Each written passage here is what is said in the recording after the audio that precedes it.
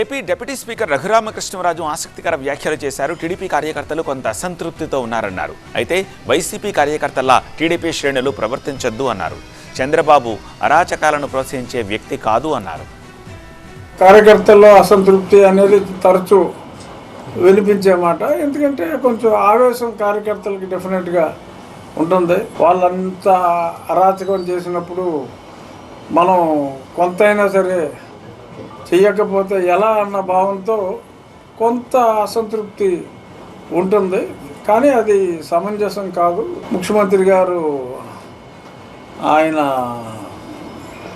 ఆయన శైలి ఇటువంటి వాటికి, ఆయన గాంధీవాదంలో వెళ్ళే వ్యక్తి, ఇటువంటి వాటికి దూరంగా ఉండే వ్యక్తి. కాబట్టి కంపల్సరీగా క్షణికావేశాలను పక్కన పెడితే లాంగ్ రన్లో ముఖ్యమంత్రి గారి థింకింగ్ కరెక్ట్ అనేది డెఫినెట్గా ప్రూవ్.